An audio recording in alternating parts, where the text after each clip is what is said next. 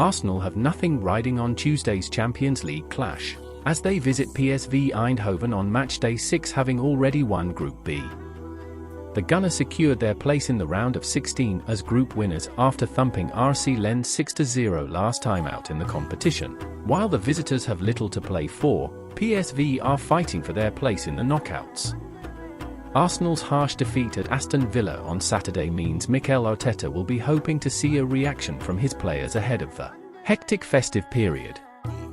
Arsenal youngsters Ethan Nwaneri, Royal Walters and Lino Souza have travelled with the first-team squad to Eindhoven for their Champions League clash with PSV. Mikel Arteta is expected to rotate his side heavily for their final group stage game after the Gunners secured their place as winners of Group B with a 6-0 win over Lens at the Emirates Stadium 2 weeks ago. Before we look at the injury updates, Arsenal Army are proud to be affiliates with NordVPN. Staying safe online is an ever-growing difficulty and you could be exploited by hackers. NordVPN allows you to change your IP address, making you harder to track, securing your privacy. Check out the link in the description to get 20% off for the first 2 months. Mikel Arteta has been handed an injury update on Gabriel Martinelli, Bukayo Saka and Emile Rowe. Football.London understands that Martinelli was unwell this morning and is therefore likely to remain in England. Meanwhile, Saka has a knock in his foot but is still expected to travel to the Netherlands.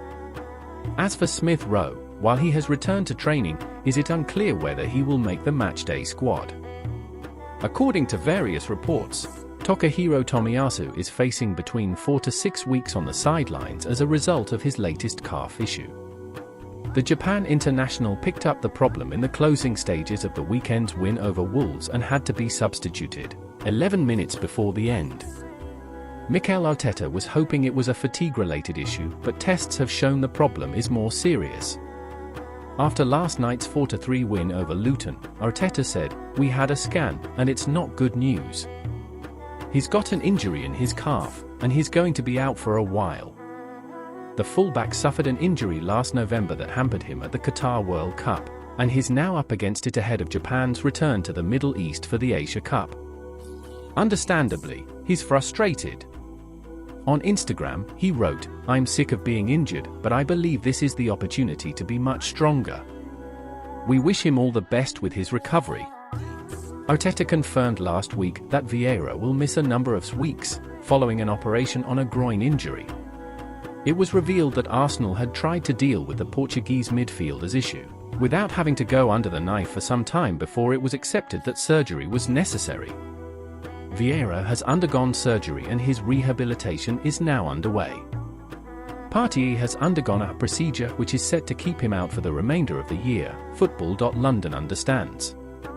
What Arteta has said, he's got a muscle injury and we expect him to be out for a few weeks. We don't know the extent of it still, he has more tests today. He got that injury in training, with the last kick of the ball. Very unfortunate. He's got another appointment today, Tuesday, and we will see more after that. Arsenal defender Jurrien Timber has said he is making good progress in his recovery from an ACL tear and is hopeful for featuring for the Gunners again before the end of the season. Timber was set to play a huge role for Mikel Arteta during his debut season, and he started the Gunners' opening Premier League game of the season at home to Nottingham Forest. However, the defender suffered a devastating blow when he was forced off with a knee injury at the start of the second half with what turned out to be an ACL tear. While a potential return date has not been specified, we should expect Timber to remain on the sidelines for a while yet. However, he is undoubtedly making good progress and all we can do is hope that he'll be fit and firing for the 2023-24 stretch.